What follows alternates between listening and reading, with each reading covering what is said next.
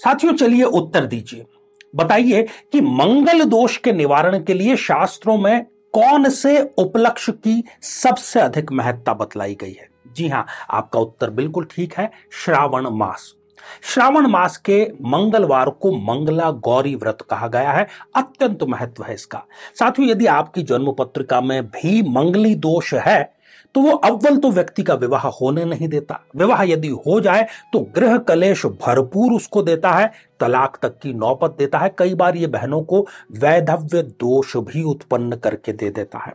यदि आप भी मंगली दोष से पीड़ित हैं और तमाम तरह के उपाय आप कर चुके हैं तो 18 जुलाई श्रावण मास का ही ये मंगलवार है। इस दिन मंगल शांति अनुष्ठान के लिए हम मंगल चंडिका स्तोत्र का पाठ कर रहे हैं। आपके विशेष रूप से नाम से किया जाएगा ताकि सीधा लाभ आप तक पहुंच जाए। तो इसमें अधिक से अधिक संख्या में आप भाग लें, इसका लाभ लें और अधिक जानकारी के लिए आप नीचे जो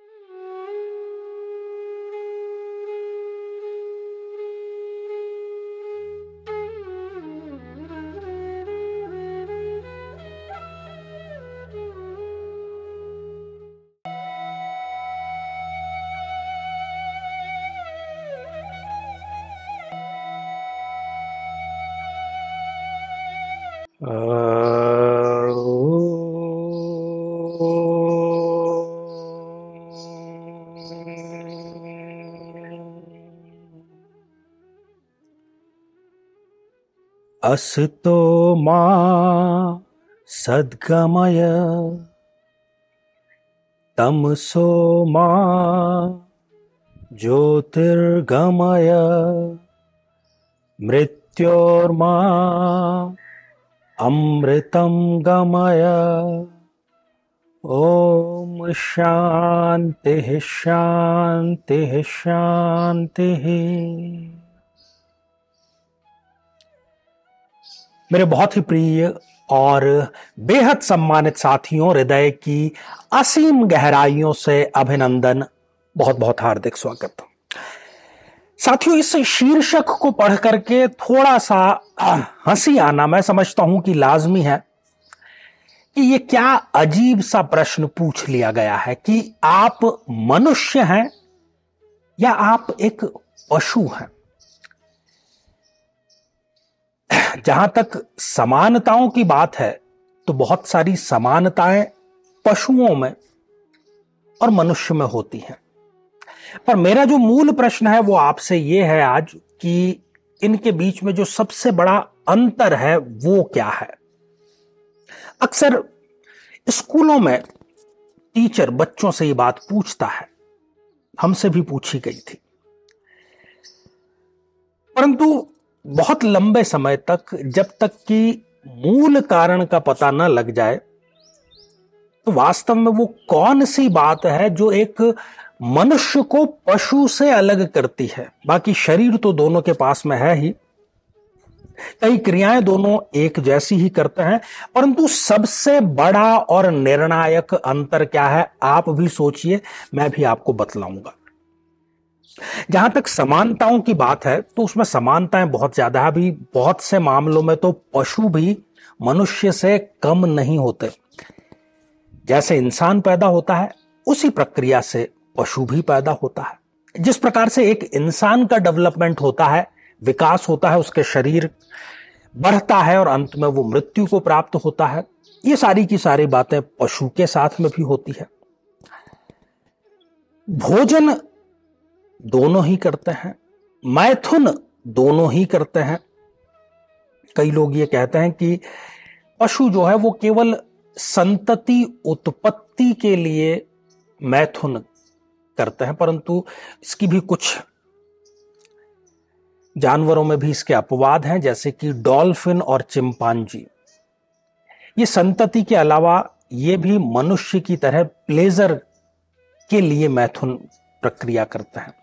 जिस प्रकार से मनुष्य अपने बच्चों की परवरिश करता है, उन्हें सिखाता है, मैं समझता हूं कि उससे भी कई बेहतर और अच्छे ढंग से पशु पक्षी अपने बच्चों की परवरिश करते हैं, उन्हें सिखाते हैं।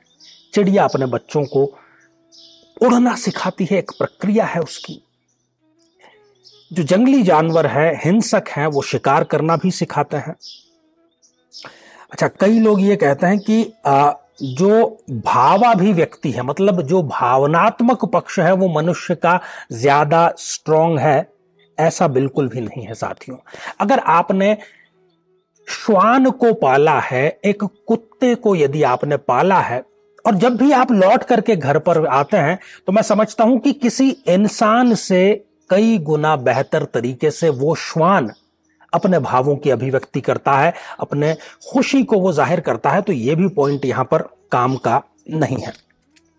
तो कुल मिलाकर के काम, क्रोध, मोह, लोभ, अहंकार, ये सब के सब मनुष्यों के जैसे ही पशु में भी पाए जाते हैं। काम की हमने बात कर ली, क्रोध दोनों को आता है, दोनों को अपने बच्चों से मोह होता है, लोभ भी होता है। कई बार आपने देखे हैं कि एक रोटी आप किसी कुत्ते को डालते हैं तो वो दूसरे किसी को वो रोटी खाने नहीं देता। वो चाहता है कि जितनी भी रोटियां किसी व्यक्ति के द्वारा डाली गई हैं, 1 2 3 4, वो सारी स्वयं ही खा लेना चाहता है। ये लोभ नहीं तो फिर क्या है? और अहंकार की यदि बात करें, यदि मनुष्य को अहंकार है अपनी संपत्ति का, अपनी कमाई का, अपने रूप का, अपनी प्रतिष्ठा का, अपने पद का, तो एक जो गली का कुत्ता है ना साथियों, उसको भी अपनी गली का पूरा अहंकार है कि हां, मैं इस गली में शासन करता हूं। वो गली के कॉर्नर तक हर व्यक्ति को छोड़ करके आने का कार्य करता है। फिर कई लोग इसका जवाब देते हैं कि नहीं, इंटेलिजेंस जो है, बुद्धिमत्ता जो है, उसमें मनुष्य और पशु में फर्क है। मैं ऐसा नहीं समझता। आपने एक बया चिड़िया का नाम सुना होगा, या हो सकता है कि उसके द्वारा बनाया गया जो घोंसला है, उस आर्किटेक्ट को देख करके बड़े बड़े जो वास्तुविद हैं वो भी अपनी उंगली दांतों तले दबा देते हैं। बिना किसी फॉर्मल ट्रेनिंग के एक एक तिनके को जोड़ करके क्या खूबसूरत इंजीनियरिंग का मुजाहरा वो चिड़िया करती है। तो बुद्धिमत्ता में कोई कमी नहीं है।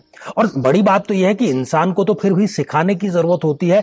किसी को वो देख करके सीखता है, किसी इंस्टीट्यूशन में भर्ती होकर के सीखता है, रिसर्च करके सीखता है, परंतु पक्षियों को तो कोई सिखाने वाला नहीं। वो तो मां के पेट से ही सीख करके आते हैं। और बुद्धिमत्ता की मैं आपको बात बतला दूं, यदि आपको गलतफहमी हो, कि सर्दियों में साइबेरिया, जो कि इंडिया से हजारों किलोमीटर दूर है, मेरे ख्याल से जहां तक मुझे लगता है तो कम से कम 4000 किलोमीटर तो दूर है, ठंडा रेगिस्तान है, रशिया का हिस्सा है, वहां से पक्षी आते हैं, भरतपुर में आते हैं, और भी भारत के कई हिस्सों में आते हैं, प्रजनन के लिए आते हैं। उनको कौन, उनके पास में गूगल मैप नहीं है, बिना किसी से रास्ता पूछे प्रतिवर्ष आते हैं और वापस चले भी जाते हैं। उनका कोई एयर ट्रैफिक कंट्रोल नहीं है। तो बुद्धिमत्ता किसकी अधिक हुई? मनुष्य क्या ये काम कर सकता है? बिल्कुल नहीं काम कर सकता। आर्मी में इंटेलिजेंस विंग्स में श्वानों की भर्ती की जाती है।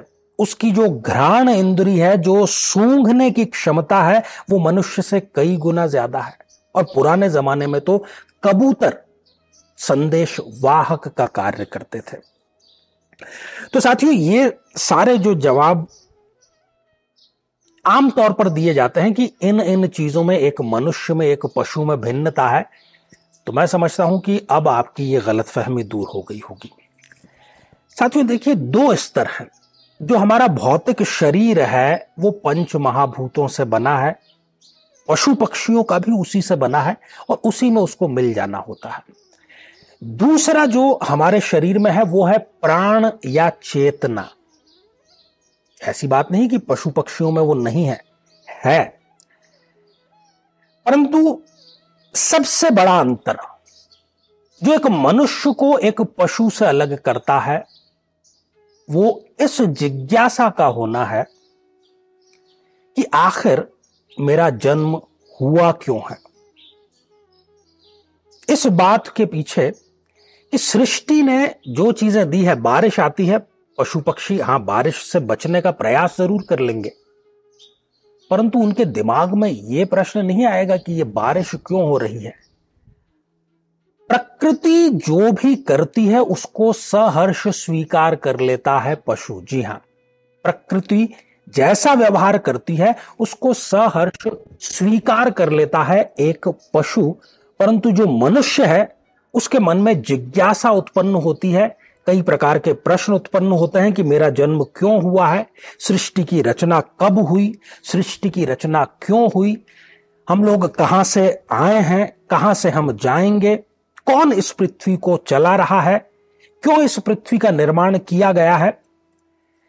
तो यदि ये जिज्ञासाएं आपके मन में नहीं उमड़ती घुमड़ती हैं, तो ऐसे सभी मनुष्य जो हैं उनमें और पशुओं में किसी प्रकार का कोई फर्क नहीं रह गया है। यही एक बुनियादी प्रश्न है, एक बेसिक क्वेश्चन है। और यह निर्णायक बात है कि अपने आप के अस्तित्व को लेकर के, प्रकृति के अस्तित्व को लेकर के, जीवन के उद्देश्य को लेकर के जिसके मन में जिज्ञासा नहीं है वो पशु के समकक्ष है और कई मायनों में पशु से भी बदतर है।